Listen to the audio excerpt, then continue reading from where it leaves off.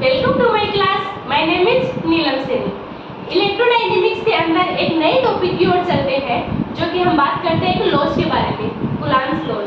Coulomb's laws में क्या होता है कि जैसे कि कोई दो चार्जेस हैं Q1 एंड Q2, जो कि क्या है r डिस्टेंस पे प्लेस्ड है, रखे हुए हैं r डिस्टेंस पे रखे हुए हैं।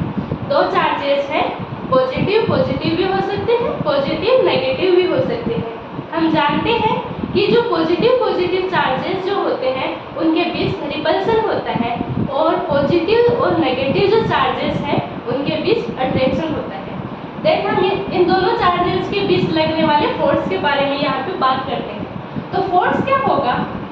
फोर्स जो होगा वो इन दोनों चार्जेस के मैग्नीट्यूड के प्रोडक्ट के डायरेक्टली प्रोपोर्शनल होगा। मैग्नीट्यूड के प्रोडक्ट के डायरेक्टली प्रोपोर्शनल होगा। और हम सेकंड बात करते हैं, जो फोर्स है वो इन दोनों चार्जेस के बीच जो डिस्टेंस है उसके स्क्वायर के इनवर्सली प्रोपोर्शनल होगा। अब हम इन दोनों इक्वेशन से हम देखते हैं कि यहाँ पे एक प्रोपोर्शनली कांस्टेंट टर्म हम लेते हैं।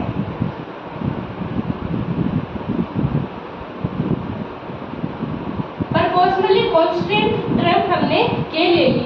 k के बाद हम बात करते हैं इस k के बारे में। तो k है जो है वो एक यूनिवर्सल कांस्टेंट नहीं है, क्योंकि ये मीडियम पे डिपेंड करता है। यहाँ पे ये जो k है वो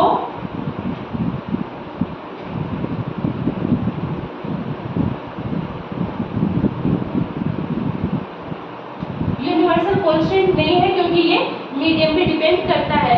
जैसे कि हम बात करें तो ग्रेविटेशनल के अंदर ग्रेविटेशनल जो इंटरेक्शन होती है वो वहाँ पे जो g आता है, g जो आता है वो एक यूनिवर्सल कांस्टेंट होता है, क्योंकि जो ग्रेविटेशनल इंटरेक्शन होती है वो मीडियम पे डिपेंड नहीं करती। इसकी वजह से g वो जो होता है g जो होता है वो एक यूनिवर्सल कांस्टेंट होता है। आगे हम बात करते हैं k के बारे में। तो k जो है वो हम जानते हैं 1/4 पाई एप्सिलॉन नॉट ये होता है। इसकी जो वैल्यू होती है k की वो 9 × 10⁹ newton metre square upon coulomb square, ये इसकी k की वैल्यू होती है। k जो है वो है जो यहाँ पे ये एप्सिलॉन नॉट है। एप्सिलॉन नॉट क्या होगी? ये जो रिलेटिव परमिटिविटी हो गई। तो हम इसकी बात करते हैं। एप्सिलॉन जो होता है वो एप्सिलॉन नॉट और एप्सिलॉन r होता है। हम बात करते हैं कि ये जो एप्सिलॉन r है, ये जो फ्री स्पेस के अंदर इसकी जो परमिटिविटी है वो 1 होती है। फ्री स्पेस के अंदर इसकी परमिटिविटी 1 होती है। तो epsilon is equal to epsilon naught हो गया।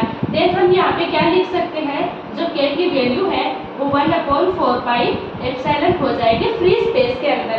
आगे हम बात करें एप्सिलॉन r जो है, जो परमिटिविटी है, उसके वाटर के अंदर जो परमिटिविटी देखते हैं तो वो अराउंड 80 के अराउंड होती है, और जो कंडक्टर के अंदर उसकी परमिटिविटी हम देखते हैं तो वो टेंड्स टू इन्फिनिटी होती है।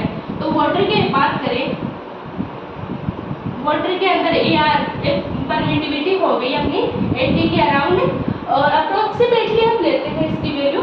देन हम बात करें कंडक्टर के अंदर,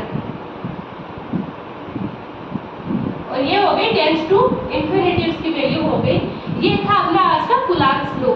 आगे हम बात करते हैं ED के एक नए टॉपिक के साथ। तब तक के लिए थैंक्स फॉर वॉचिंग।